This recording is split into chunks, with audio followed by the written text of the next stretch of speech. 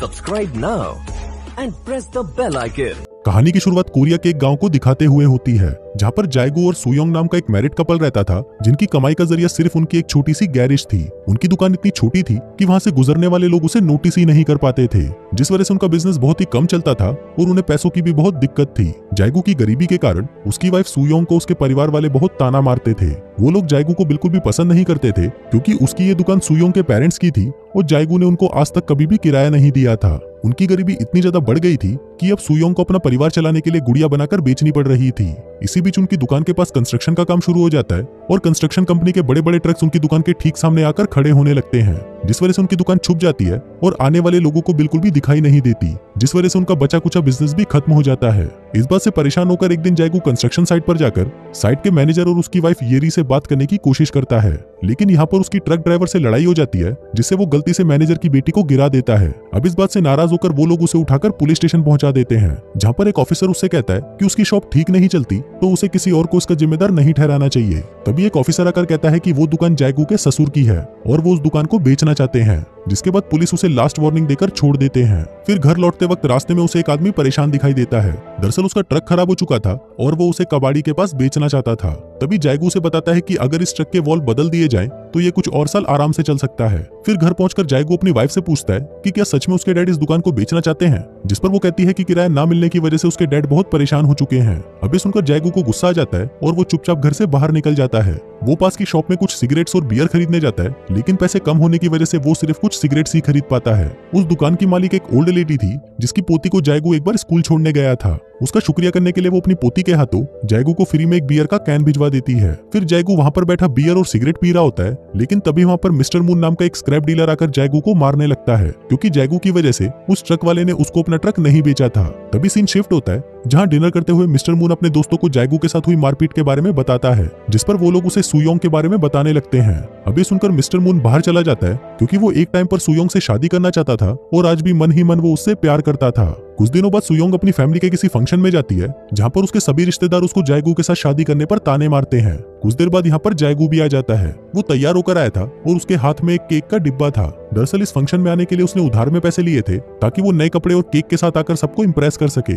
लेकिन जैसे ही वो दरवाजे पर पहुंचता है, तभी बाहर से ही उसे सुनाई देता है कि कुछ लोग उसकी बुराइयां कर रहे हैं। वो लोग उसकी गरीबी और मजबूरी का मजाक उड़ा रहे थे। तभी शर्म के मारे वो अंदर नहीं आता और बाहर से ही वापस चला जाता है। फिर रास्ते में वो देखता है कि एक कार रोड के बीचों बीच टायर पंचर की वजह से रुकी हुई है। फिर वो फटाफट उस कार के टायर को चेंज करके ठीक कर देता है। अब इतना देर रात का समय था और इतनी रात को उन्हें और कोई मैकेनिक नहीं मिलेगा, ये सोचकर जायगू उनसे ज्यादा पैसे मांगता है। इसके बाद वो उस टायर के पंचर का रीजन चेक करने जाता है, तो वो देखता है कि वहाँ पर एक कील पड़ी थी। फिर उसी वक्त वहाँ पर सुयोंग अपने एक रिलेटिव की कार से उतरती है, जिसके बाद वो जायगू को इग्नोर करके वहाँ से निकल जाते हैं। अब ये देखकर जायगू को बहुत बुरा लगता है, जिसके बाद सुयोंग के साथ उसकी बहस हो जाती है। फिर सुयोंग को शांत करने के लिए जायगू उसे वो पैसे दे देता है जो उसने उस कार को ठीक करके कमाए थे। उस रात जब वो दोनों साथ में सो रहे थे, तो जायगू को नींद नहीं आती, क्योंकि उसे बार बार अपनी बेइज्जती याद आ रही थी। इसलिए वो बाहर रोड पर निकल जाता है और कुछ किलो को एक साथ हर जगह पर बिखेर देता है। उसका ये प्लान काम कर जाता है और अगले दिन उसके पास एक कस्टमर टायर का पंचर लगवाने आता है, जिसके बाद जायगू उस आदमी से पहले से भी ज्यादा पैसे मांगता है।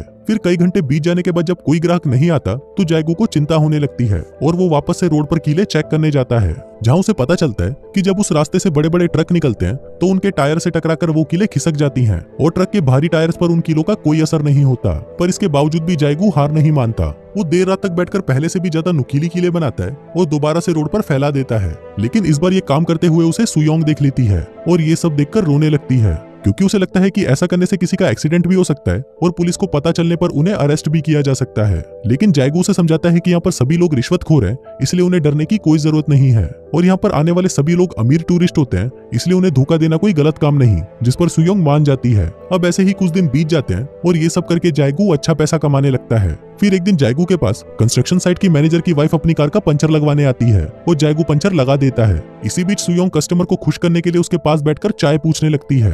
ईरी को उसकी यह हालत देखकर उस पर तरस आने लगता है और उससे वो एक गुड़िया की कीमत पूछती है, जिसके बाद वो उसे उसके 2 गुने पैसे देती है। लेकिन सुयोंग को लगता है कि उसे वो पैसे भीख में मिल रहे हैं, इसलिए वो जायगू को उसकी कार का टायर ठीक करने के बदले उससे पैसे लेने से मना कर देती है। इसके बाद रात हो जाती है और वो दोनों फिर से कीलों को सड़क पर फैलाने के लिए निकल जाते हैं। फिर सुयोंग जायगू से कहती है, हम यहाँ पर रोज रोज कीले रखने आते हैं, तो क्यों ना हम कीलों को यहीं पर ही परमानेंट फिक्स कर दें। फिर ऐसे ही एक दिन जब वो दोनों रात में कीले बिछा रहे होते हैं तो वहां से कुछ पुलिस वाले गुजरते हैं और वो उनसे पूछते हैं कि वो लोग इतनी रात को यहाँ पर क्या कर रहे हैं, जिस पर वो दोनों पुलिस वालों से कहते हैं कि ये हमारा पर्सनल मैटर है। अगली सुबह ये दोनों थोड़ा परेशान दिखाई देते हैं क्योंकि काफी देर से उनके पास कोई कस्टमर नहीं आया था। तभी सुयोंग गुड़िया को बेचकर कमाए हुए पैसे निकालती है, जिसको लेकर जाएगू उस स्टोर पर जाता है और अपना पिछले का सारा उधार क्लियर करके बियर खरीदता है। वहीं सुयोंग भी पहली बार सैलून में जाकर अपने बाल बनवाती है। फिर जब बियर शॉप का ओनर मिस्टर मून को बताता है कि जाएगू ने अपना सारा उधार एक ही बार में क्लियर कर दिया है तो मिस्टर मून को उन पर शक होने लगता है। रात को जाएगू और सुयोंग फिर से रोड पर जाते हैं और ड्रिल मशीन से गड्ढा करके कीलों को वहीं पर ही फिक्स करने की कोशिश करते हैं। उधर यीरी को यह पता चलता है कि उसकी बेटी को किसी ने किडनैप कर लिया है। उधर जब पुलिस उससे पूछती है कि उसे किसी इंसान पर शक है तो अचानक उसकी नजर सुयोंग की खरीदी हुई गुड़िया पर पड़ती है। वो उस गुड़िया को फेंक देती है और उसी पर किडनैपिंग का केस लगा देती है, लेकिन पुलिस को लगता है कि उनके पास जाएगू और सुयोंग को अरेस्ट करने के लिए कोई सबूत नहीं है। इसी बीच एक पुलिस वाला उसको कहता है कि उसने उन दोनों को देर रात तक सड़क पर अजीब हरकतें करते देखा था। फिर अगले कुछ घंटों में पुलिस जाएगू को शक के बिनाफ पर अरेस्ट कर लेती है, जहां पर सुयोंग उन्हें रोते हुए कहती है कि हमने कोई किडनैपिंग नहीं की। इसके बाद जाएगू से पुलिस स्टेशन पर पूछताछ की जाती है और दूसरी तरफ कुछ पुलिस वाले उसकी दुकान पर तलाशी लेने जाते हैं। वहीं सुयोंग के डैड को दुकान का मालिक होने पर बुलाया जाता है, लेकिन वो अपनी बेटी और दामाद को सपोर्ट करने की बजाय अपनी बेटी की ही इंसल्ट करता है कि उसने जाएगू जैसे आदमी को चुनकर अपनी जिंदगी खराब कर ली है। अब काफी जांच पड़ताल के बावजूद भी पुलिस को उनके खिलाफ कोई भी सबूत नहीं मिलता, इसलिए वो जल्दी ही जाएगू को छोड़ देते हैं। जिसके बाद एक पुलिस ऑफिसर उनसे माफी मांगते हुए उन्हें घर भी छोड़ने जाता है। अगले दिन जाएगू फिर से अपना औजार तैयार करता है क्योंकि उसके यहाँ पर ना होने की वजह से उनका काफी नुकसान हुआ था।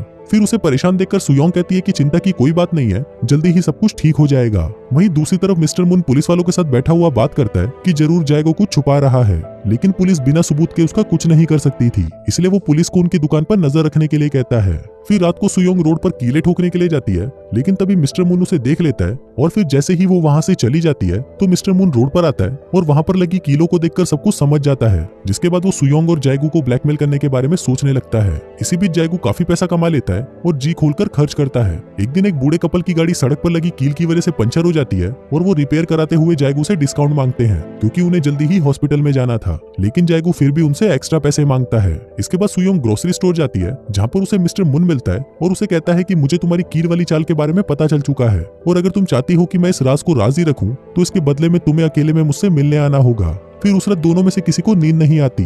जाएगू को ये महसूस हो रहा था कि उसने बूढ़े लोगों से ज्यादा पैसे देकर सही नहीं किया और वो दुखी हो जाता है। उधर सुयोंग इस बात को लेकर परेशान थी कि मिस्टर मून ने उसे अकेले में मिलने के लिए कहा था, जिसका मतलब था कि वो उसके साथ कुछ करने वाला है।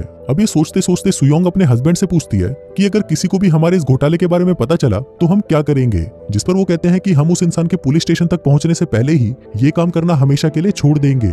फिर अगले दिन बहुत सोच विचार के बाद सुयोंग मिस्टर मून से अकेले में मिलने जाती है और अपने घोटाले को राज रखने के लिए उसे मिस्टर मून के साथ इंटीमेट होना पड़ता है। इसके बाद मिस्टर मून पुलिस को कहता है कि उसे जाएगू की दुकान पर नजर रखनी चाहिए। उधर मिस्टर मून के साथ इंटीमेट होने के बाद सुयोंग अपने आप से ही नफरत करने लगती है। वो खुद को बुरा भला कहती है कि तभी रास्ते में उसे कुछ पुराने दोस्त मिलते हैं और उसे अपने साथ शॉपिंग पर चलने के लिए पूछते हैं। अब वो अपना माइंड डाइवर्ट करने के लिए उनके साथ चली जाती है। जिसके बाद जब वो देर रात वापस अपने घर लौटती है तो जाएगू उसको देखकर चौंक जाता है क्योंकि वो एक न्यू हेयर कट करवाकर और ढेर सारे कपड़े लेकर आई थी। जाएगू कहता है कि मैंने तुम्हारे लिए खाना बनाकर रखा है, लेकिन वो उसकी बात इग्नोर करके नहाने चली जाती है और मिस्टर मून वाली बात को याद करके रोते रोते सो जाती है। कुछ दिन बाद जाएगू को अपनी शॉप के पास एक कार का एक्सीडेंट हुआ दिखता है। उसे लगता है कि वहाँ पर पुलिस आने वाली है, इसलिए वो वहाँ पर गड़ी हुई कीलों को निकालने लगता है, लेकिन तभी अचानक कार में से एक आदमी निकलता है और जैसे ही वो जाएगू को देखता है वो वहां से भागने लगता है। उसके जाते ही जाएगू कार को चेक करता है तो उसे पता चलता है कि वो आदमी किडनैपर था जिसने ईरी की बेटी को किडनैप किया था। अगले कुछ ही घंटों में वहां पर बहुत सारे रिपोर्टर्स आ जाते हैं और उसकी दुकान के पास जमा हो जाते हैं। सभी को लगता है कि जाएगू ने ईरी की बेटी को बचाया है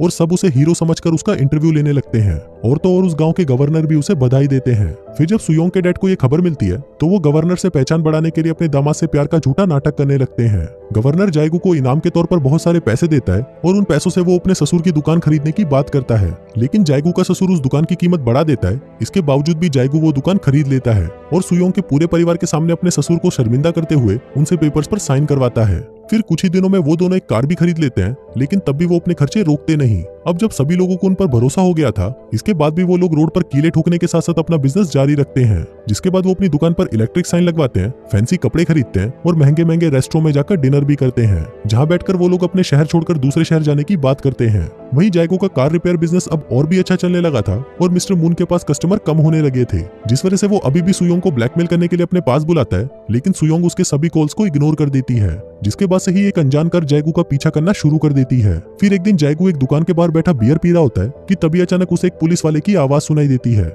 जिसका पीछा करते हुए वो एक हॉस्पिटल पहुंचता है, जहां उसे पता चलता है कि उसकी लगाई हुई कीलों की वजह से एक और ड्राइवर का एक्सीडेंट हुआ था। फिर जैगू हॉस्पिटल से बाहर आकर अपने किए पर शर्मिंदा होता है। तभी मिस्टर मुन उसे ढूंढता हुआ वहां पर आता है और उसे बताता है कि इससे पहले कि मैं सभी को बता दूं कि ये सब तुम्हारी वजह से हुआ है, तुम्हें यहाँ से चले जाना चाहिए। अब परेशान जैगू अपनी कार में रोता हुआ सोचता है कि ये सब मिस्टर मुन को पता कैसे चला। तभी उसे समझ आता है कि मुन उसके बारे में हमेशा से जानता था। वो परेशान होकर जल्दी से घर आता है और घर पहुंचते ही वो सबसे पहले अलमारी में रखे हुए पैसे निकालकर जलाने लगता है, जो सुयंग ने बचा कर रखे थे। वहीं सुयंग रोते हुए उसे रोकने की कोशिश करती है और तभी वो जैगू को बताती है कि मिस्टर मुन को मुंह बंद रखने के लिए उसे अपने आप को उसके हवाले करना पड़ा था। सुयोंग जैगू से कहती है कि ये पैसे हम दोनों ने मिलकर बहुत मेहनत से कमाए हैं, इसलिए मैं ये तुम्हें ऐसे जलाने नहीं दूंगी। अब सारी बातें जानकर जैगू को बहुत दुख होता है कि उसकी वाइफ ने चंद पैसों के लालच में उसे धोखा दिया था, इसलिए वो उन सभी पैसों को सुयंग के पास छोड़कर रोता हुआ घर से बाहर निकल जाता है और रोड पर जाकर अपने हाथों से उन कीलों को निकालने की कोशिश करता है, लेकिन वो इतनी बुरी तरह से अंदर घुसी हुई थी कि उन्हें आसानी से निकालना बहुत मुश्किल था। फिर अगली सुबह जब सुयोंग नए कपड़े पहनकर मेकअप कर रही होती है तो वहीं जैगू एक ट्रक किराए पर लेता है और उसे उस रोड पर चलाता है ताकि उस ट्रक के वजन के साथ सारी कीलें हमेशा के लिए नीचे धंस जाएं। और इसी के साथ ही ये कहानी यहीं खत्म हो जाती है।